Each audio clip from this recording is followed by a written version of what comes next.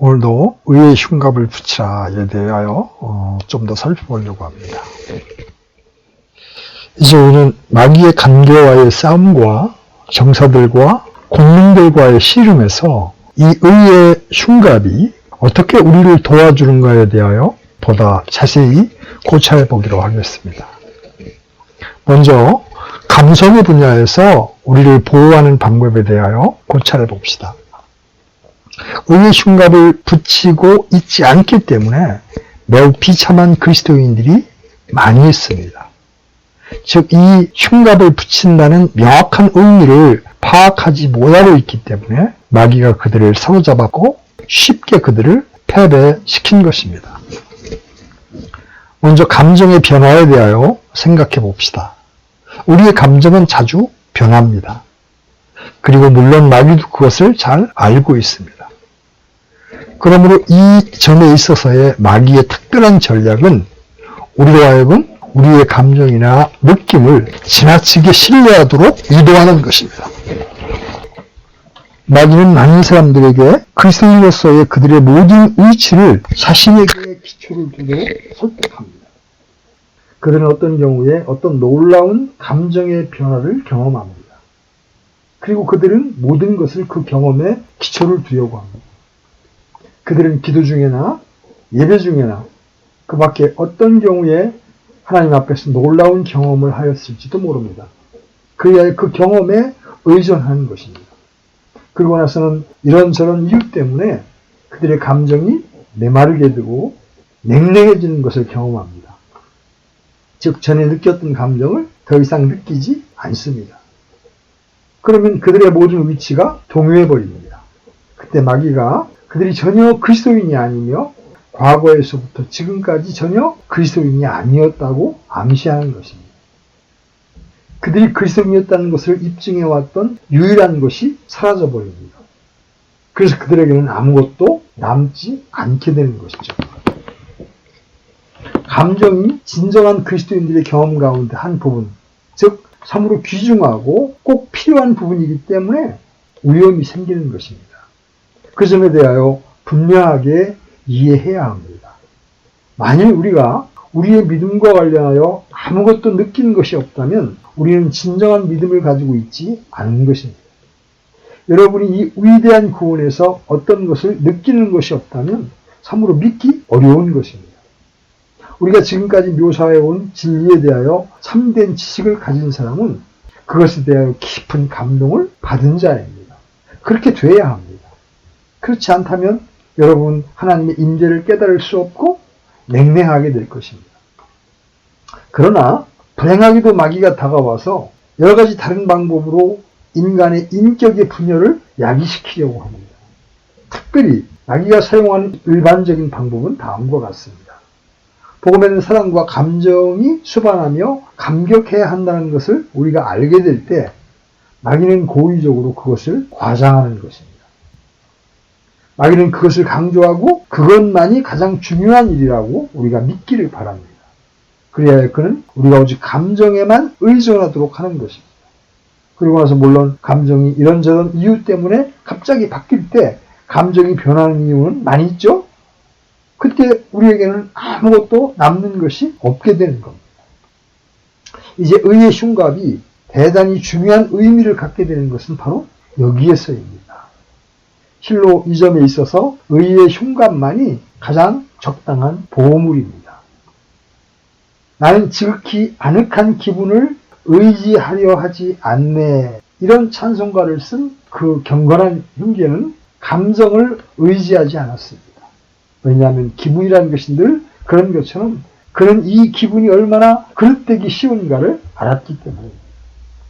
기분이라는 말은 아주 좋은 말입니다. 우리는 마음의 상태에 대하여 말하고 있습니다. 마찬가지로 여러분은 감정이나 정서나 애정의 어떤 기분을 느낄 수 있습니다. 그러나 감정주의란 언제나 그릇된 것입니다. 감정주의자들은 모두 마귀에게 매우 잘 속아 넘어가는 사람들입니다. 그들은 어떤 종류의 감정의 황홀경 속에, 즉 분당한 감정의 상태에만 빠지고 있는 사람들입니다. 노래를 함으로써 그런 상태에 도달할 수 있습니다. 여러분이 계속 노래를 부르고 흥분하고 소리 지르고 어떤 율동 속에 젖어들게 되면 쉽게 정서적으로 고조된 상태에 도달할 수 있습니다. 사람이 한번 그런 식으로 자신을 억제할 수 없게 되면 그는 분명히 가까이에서 항상 기회를 노리고 있는 악령의 희생물이 되는 것입니다. 그들의 위험은 자기의 감정을 제일로 생각하고 그것에 의존하는 것입니다. 그리하여 흔히 그들은 고민하는 중에 처음 주님을 배웠을 때 내가 받은 축복은 어디로 갔는가 하고 자신이 울부짖고 있는 것을 깨닫게 됩니다. 그 감정이 사라져 버린 것이죠. 이런 일은 아주 흔히 있는 상태입니다. 모든 목회자들, 곧 영혼의 모든 의사들은 다른 어떤 상태보다 이런 상태를 더욱 자주 겪게 될 것입니다. 나는 더 이상 아무것도 느낄 수가 없구나. 전에 그랬던 것처럼 지금은 느끼지를 못하는구나 하고 사람들은 불평합니다. 그들은 낙심하고 기가 꺾여 자기가 전혀 그리스도인이 아닐지도 모른다고 의문시하고 있습니다. 그 모든 것에 대한 해답은 의의 흉갑을 착용하는 것입니다. 그것만이 유일한 해답입니다. 다음 찬송가를 소개해드림으로써 완전한 설명이 되리라고 생각합니다. 나는 지극히 안락한 기분을 신뢰하지 않네. 오직 예수 이름만 의지할 뿐이네. 굳건한 반석 되시는 예수께 내가 섰으니 다른 모든 토대는 무너지는 모래이여라. 여러분이 최고조에 달한 기분이나 가장 유쾌한 감정의 상태는 어느 순간에 여러분을 저버리고 사라져버릴지 모릅니다. 그래야 여러분이 의지하는 것이 모두 사라져버리게 되면 여러분은 과연 내가 그리스도인인가를 의심하게 되는 것입니다. 유일한 해결책은 의의 흉갑뿐입니다. 여러분이 감정의 상태를 즐거워하고 있을 때에는 오직 믿음으로서만 얻는 의의 토대 위에 우리가 서 있도록 도움이 되는 것이어야 하며 그렇게 서 있는 결과로서 즐거워해야 하는 것입니다. 의의 흉갑은 우리가 느낄지도 모르는 어떤 감정이 아니라 우리를 구원하는 믿음으로 예수 그리스도께로서 난 의입니다. 이 일에 있어서는 필연적인 순서가 있습니다. 주관적인 것이 객관적인 것보다 선행하게 될 때 흔히 비극이 발생하는 것입니다. 로마서 6장 17절에 참된 그리스도인에 대하여 다음과 같이 정리하고 있습니다. 그러나 하나님께 감사하리로다. 너희가 죄의 종이었으나 너희에게, 여기서는 우리의 지성이 관련이 되죠. 너희에게 전달된 교리의 그 틀에 마음으로부터 이게 사랑과 감정의 영역이 있습니다. 순종하고, 이 부분은 의지의 영역이죠.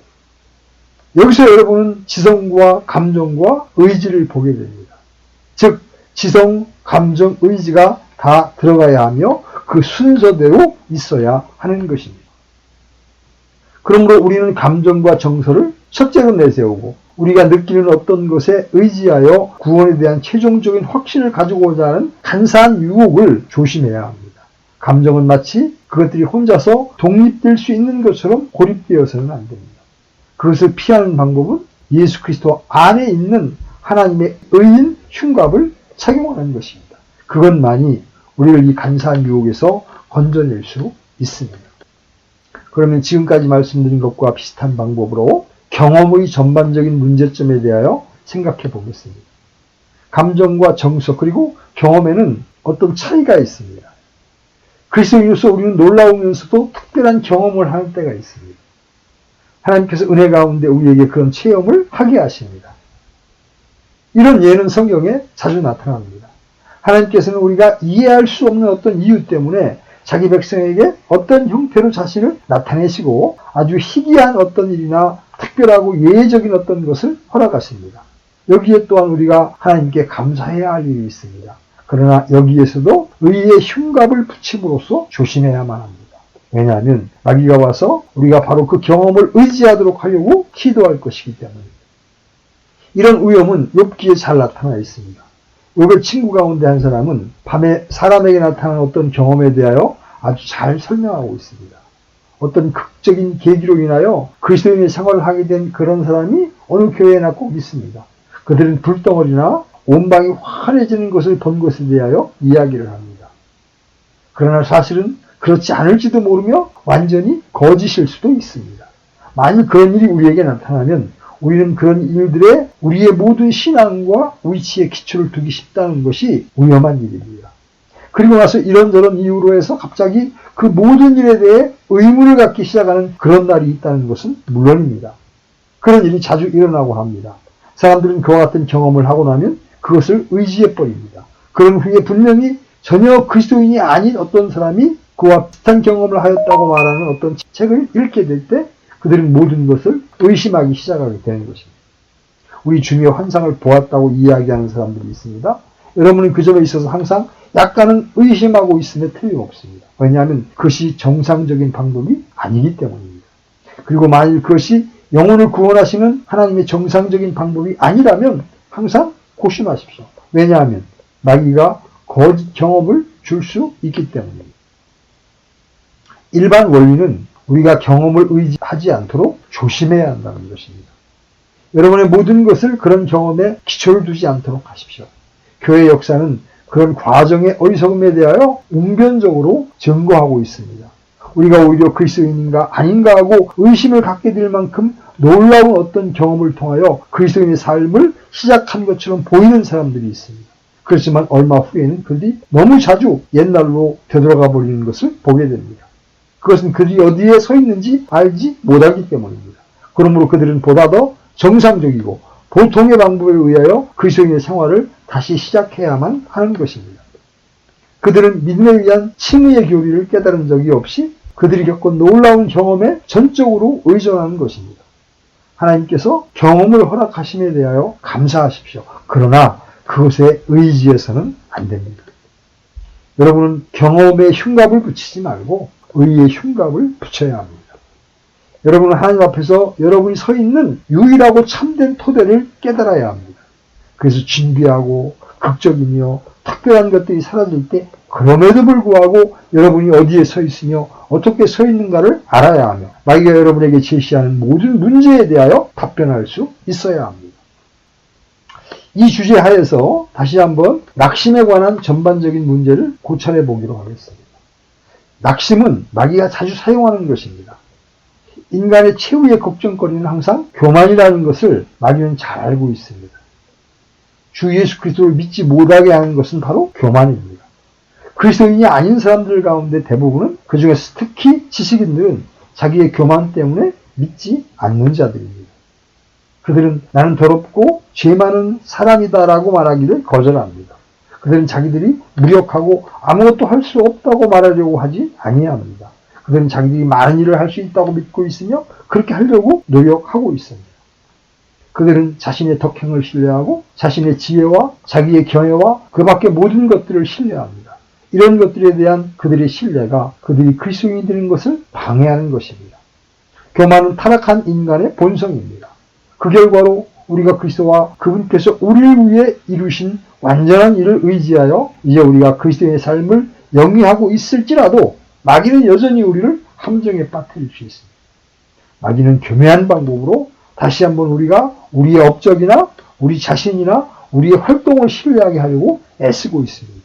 우리는 그리스도인의 삶을 살아가고 있으며 활동적이고 열심히 일하며 위대한 공헌을 할 수 있습니다. 그런데 교묘한 방법으로 우리는 그것을 자랑하고 그것을 신뢰하며 결국은 우리가 그리스도인이 된 후로 우리가 한 모든 선한 일 때문에 현재의 우리가 된 것이라고 생각하기 시작하는 것입니다. 우리는 자신을 완전한 그리스도인이라고 상상하기 시작합니다. 그러므로 이런 상태를 깨닫지 못하면 우리는 자신의 활동과 행위를 의지하게 되는 것입니다. 이것은 설교자나 전도자나 교회 목회자가 당하는 가장 큰 유혹 가운데 하나입니다. 그러나 그것은 모든 그리스도인들에게도 적용되는 것입니다. 그리고 그것은 본래 활동적인 유형의 사람에게 특히 해당되는 것입니다. 마귀는 우리를 아주 잘 압니다. 마귀는 우리를 우리의 활동과 행위에 의지하는 이런 위치로 끌어들이는 것입니다. 그렇게 되면 이런저런 이유 때문에 일이 꼬이고 골치 아픈 문제들이 생기고 어쩌면 그리스도의 사역에 관련하여서까지 문제가 생기는 그런 때가 올 것입니다. 성공과 축복의 시기가 지난 후에 아무 일도 일어나지 않은 채 일종의 궁지에 빠진 것과 같이 보이는 때가 있습니다. 그리고 마귀가 들어와서는 우리의 길을 꺾으려고 애쓰기 시작합니다. 마귀는 우리가 아무것도 한 적이 없으며 해놓은 일이라고는 모두 일시적이고 전혀 가치가 없는 것 뿐이라고 느끼도록 우리를 충동질하기 시작합니다. 그래야 우리가 의지해 오던 모든 업적이 갑자기 아무것도 아닌 것처럼 보이게 되는 것입니다. 그 결과로 우리는 어둠과 절망의 걸음 속으로 던져지게 되고 지금까지 전혀 그리스도인이 아니었는가 하고 의심까지 갖게 되는 것입니다. 이것은 일시적인 상태입니다. 그것은 그리스도인의 생활 가운데 가장 일 잘하는 일꾼이나 가장 활동적인 사람들 가운데 아주 흔히 있는 일입니다. 모든 것이 멈추어버린 것처럼 보입니다. 잘 되는 일은 아무것도 없습니다. 부지 중에 자기의 활동과 업적을 신뢰해왔던 그 가련한 사람은 실패하고 놀라며 무슨 일이 일어나고 있는가 하고 의아해하는 자신을 발견하게 됩니다. 그러나 그는 그것 때문에 기가 꺾여서는 안 됩니다. 마귀는 우리가 자신의 공력을 바라보게 하고 자기가 이루어 놓은 것을 알게 해줍니다. 그러고 나서는 곧바로 우리가 아무것도 한 일이 없다는 것을 확인시키는 것입니다. 그러므로 만일 여러분이 자신의 업적을 신뢰하여 왔다면 여러분의 모든 위치는 무너져버린 것입니다. 나를 구원하는 것은 바로 의의 흉갑입니다. 그러므로 내가 나 자신과 나의 공로와 내세와 심판에 대하여 생각할 때에 내가 확신할 수 있는 유일한 길은 믿음으로 받은 예수 그리스도의 의입니다. 우리는 언제나 이 의의 흉갑을 착용하여야 합니다. 그는 마귀가 우리를 낙심시키려 할 때 그에게 귀를 기울이지 않을 것이며 그를 쫓아버릴 수가 있는 것입니다. 낙심에는 분명히 여러 가지 형태가 있습니다. 나는 오랫동안 그리스도인의 생활을 했는데 내가 나타낼 만한 것이 무엇이며 나는 무엇을 하여 왔는가 하고 말하는 사람들이 있습니다. 그래야 마귀는 그들을 낙심시키고 그들은 자기들이 그리스도인인가를 의심하기 시작합니다. 저는 그리스도인의 삶 가운데 있는 테마를 변명하고 있는 것이 아닙니다. 게으름을 조장하고 있는 것도 아닙니다. 게으름은 변명할 수 없습니다. 그러나 제가 강조하고 있는 것은 우리가 다른 한쪽의 극단으로 치우쳐서는 안 되며 우리의 활동에 의지하고 우리가 행하고 있는 것에 의하여 우리 자신의 행복을 유지하여서는 안 된다는 것입니다. 제가 생각하기에 오늘날 아마도 특히 복음주의적인 사람들 가운데 있는 그리스도인의 삶 중에 가장 슬픈 현상 중에 하나는 자신들의 활동에 의지하여 살아가고 있는 사람들이 상당수 있다는 것입니다. 어떤 사람들은 자신의 건강까지 망쳐버립니다. 바로 마귀가 그들을 자기의 업적에 의지하여 살아가도록 인도하는 것입니다. 그것은 참으로 위험한 일입니다. 결국 그것은 언제나 여러분을 낙심시킬 것입니다. 여러분을 보호하는 유일한 흉갑이 있는데 그것은 예수 그리스도의 의입니다. 제가 지금까지 말씀드려온 것들은 영적 침체의 특별한 현상들입니다. 이제 일반적인 영적 침체에 대하여 생각해 보겠습니다. 그것을 설명하는 데는 그렇게 많은 시간이 걸리지 않습니다. 그것은 어떤 사람이 영적 생활의 전반적인 품격이 낮아지는 상태입니다. 그것은 어떤 특별한 시기에 우리가 견디어내야만 하는 날씨와 같습니다. 즉 불과 생명의 온기가 없이 모든 것이 멈추어버린 추위와 같습니다. 이와 비슷한 상태가 때때로 영혼에 몰아닥치는 것과 같이 생각됩니다. 그런 일이 어떻게 해서 발생하는가를 꼭 집어 진단하기가 매우 어려울 때도 있습니다. 그러나 자기만이 자기가 건조하고 메마르며 무기력하고 활기가 없는 시기에 처해 있는 것을 알 수 있습니다. 많은 성도들이 이런 시련을 겪었습니다. 자연 그들의 육체적인 생활에서와 마찬가지로 영적인 경험의 세계에서도 이런 다양한 변화가 있습니다. 여러분은 육체적 상태가 언제나 똑같다고 느끼는 것은 아닙니다. 영적인 세계에서도 그와 똑같습니다. 아무런 변화도 경험하지 못한 사람들은 사이비를 추종하는 사람들이라고 생각합니다. 왜냐하면 아무런 변화가 없어야 한다는 것이 사이비의 가르침의 일부이기 때문입니다. 그러나 영적 생활에 있어서의 변화는 우리가 볼 수 있고 알 수 있습니다. 이것이 생명입니다. 그리고 여러분이 생명을 가지고 있다면 어디에서나 변화를 쉽게 경험할 것입니다. 그리고 물론 우리가 육체 안에 있기 때문에 때때로 이 침체의 원인이 순전히 육체적일 수도 있습니다. 육체적 침체가 영적 침체를 유발할 수도 있으며 사람들은 오해할 수 있는 겁니다. 육과 혼과 영이 매우 밀접한 관계가 있다는 것을 우리가 기억해야 합니다. 여러분 육체적인 면에서 어떤 타당한 이유 때문에 나른하고 무기력하며 둔감한 기분을 느끼기 때문에 마귀는 그것은 모두 여러분의 영적 상태에 기인한 것이라고 말할지도 모릅니다. 그러면 여러분은 지금까지 자기가 전혀 그리스도인이 아니었는가 하고 의심하기 시작합니다. 침체의 다른 원인은 시련과 혼란입니다. 우리는 이 세상에서 시련과 혼란을 당해야만 합니다. 우리 주님은 죄인들이 자기에게 거역하신 일을 참으셔야 했습니다. 그리고 주님과 모든 그리스도인들을 증오하고 그들이 우리를 괴롭히고 낙심시킬 수 있는 모든 일을 행하는 사람들이 있습니다. 고린도후서 4장에 보면 사도 바울은 사방으로 포위되어 있었습니다. 교회 안에서와 밖에서 그를 해치려고 망치려고 그의 모든 일을 좌절시키려 하는 사람들이 있었습니다. 육체에도 역시 괴로움이 있었습니다. 그는 다음과 같이 말합니다. 그러나 우리가 이 보배를 질그릇 안에 가지고 있나니 이것은 뛰어난 권능이 하나님에게서 나며 우리에게서 나지 아니하게 하려 합니다. 우리가 사방에서 고난을 당하나, 그렇죠? 그는 사방에서 공격을 당하고 있었고 최악의 상태에 있었습니다. 그러나 괴로워하지 아니했습니다. 난처한 일을 당하나 절망하지 아니하고 핍박을 받으나 버림받지 아니하며 거꾸로 때림을 당하나 망하지 아니하고. 얼마나 위대한 사도입니까? 망하지 아니하고 우리가 항상 주 예수님의 죽으심을 몸에 짊어지면 예수님의 생명 또한 우리 몸에 나타내게 하려 함이라. 사도 베드로도 같은 내용을 설명하고 있습니다. 그는 세계 여러 곳에 널리 흩어진 어떤 그리스도인들에게 다음과 같이 편지 쓰고 있습니다. 베드로전서 1장 6절에 보면 그러므로 비록 지금은 필요가 있어 너희가 여러 가지 시험으로 인해 잠시 근심하고 있지만 그 구원을 크게 기뻐하나니 그는 지금 큰 구원에 대하여 말하고 있는 중입니다. 나는 너희에 대한 이야기를 들었다. 그래서 내가 너희에게 편지를 쓰는 것이다.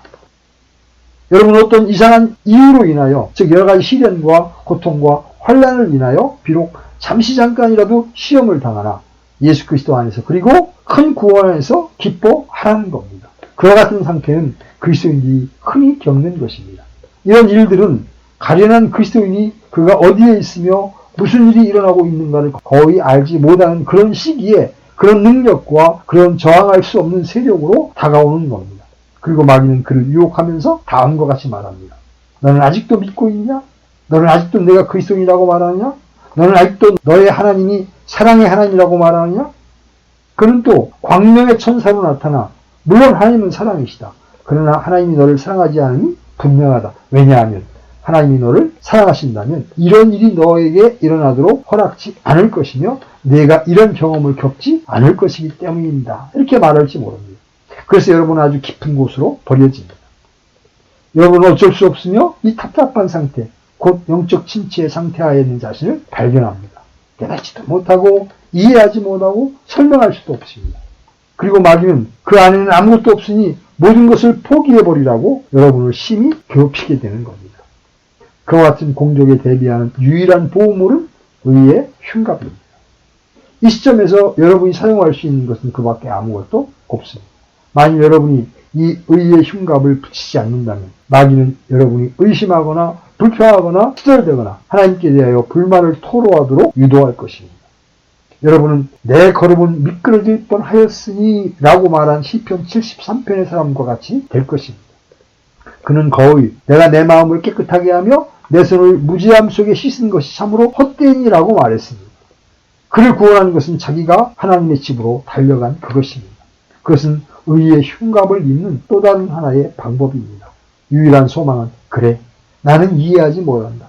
그러나 무슨 일이 일어나더라도 내가 확신하는 어떤 일이 있다고 말하는 것입니다. 그것이 바로 의의 흉갑을 붙이는 것입니다.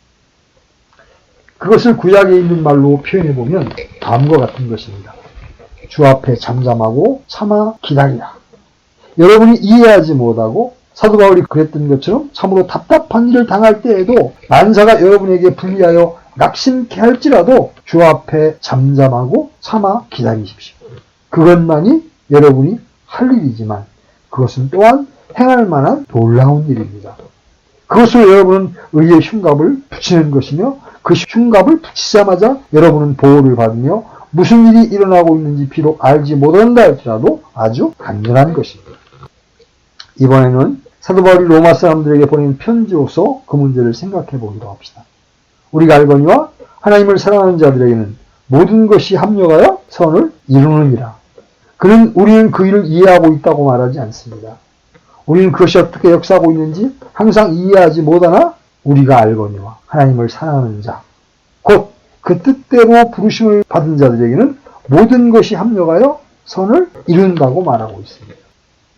그것은 여러분을 곧바로 믿음에 의한 의, 곧 예수 그리스도의 의로 인도해 줍니다. 여러분은 이것을 의지하십시오. 이것만이 할 일입니다. 토플레디 형제는 그것을 다음과 같이 표현하고 있습니다. 주님의 선하심이 시작한 일은 그의 능력의 팔이 완성하시리라. 주님의 약속은 신실하시니 반드시 이루어질 것이네. 여러분은 특별한 사건을 이해할 수도 없고 설명할 수도 없습니다. 여러분이 알고 있는 모든 것은 그리스도 안에 있는 하나님의 영광스러운 이 목적을 전적으로 의지하는 것뿐입니다. 그것은 의의 흉갑을 붙이라는 명령을 순종하는 또 다른 간단한 방법입니다. 내가 이것을 붙이고 있으므로 나는 하나님께서 나에게 관심을 가지고 있음을 안다. 만일 하나님께서 당신의 사랑을 나에게 부어주시지 않고 나를 구원하지 않으셨다면 나에게 이것을 주셨을 리도 없고 나에게 이것을 입혀주시지도 않았을 것이다. 나는 용기를 내야만 한다. 나는 지금 나에게 무슨 일이 일어나고 있는지 알지 못하고 그것을 헤아려 볼 수 없으나 내가 아는 것은 이것이니 곧 내 속에서 자기 일을 시작하신 분께서 그것을 끝까지 이루실 것이다. 이렇게 생각해야 합니다. 그래서 우리는 계속해서 말할 수 있습니다. 장래의 일이나 현재의 일이나 아래에 있는 것이나 위에 있는 것 어느 것도 주님의 목적을 바꿀 수 없고 내 영혼을 그분의 사랑에서 끊을 수 없네. 마귀는 여러분이 하나님으로부터 끊어졌다고 여러분에게 주시시키려고 하고 여러분이 하나님과 결합한다는 일이 불가능한 일이라는 것을 입증하려고 노력할 것입니다.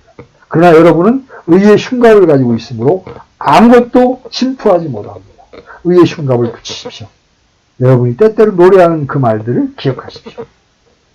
아무리 거센 폭풍이 불어온다 해도 나의 닻은 천국에 든든히 메어져 있네.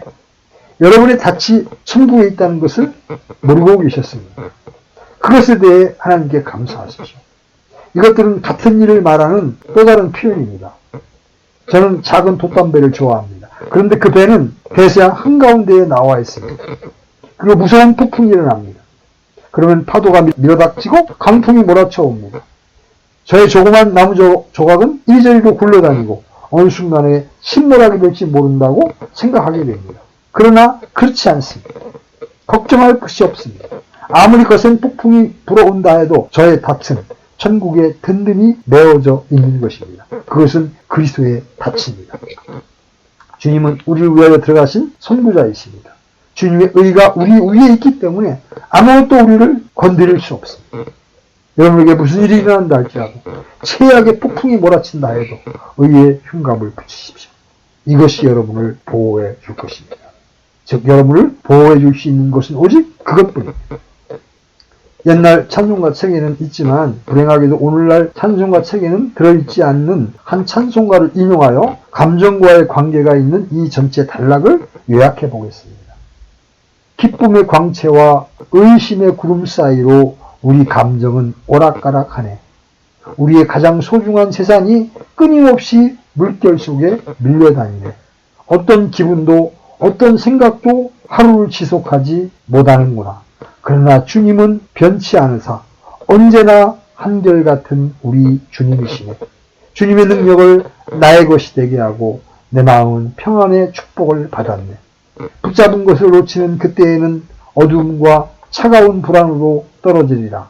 내 연약한 손이 주님을 붙잡아 더 이상 나를 위로하게 마시고 주님의 강한 팔로 나를 붙드사 경외하는 마음으로 기뻐하게 하소서.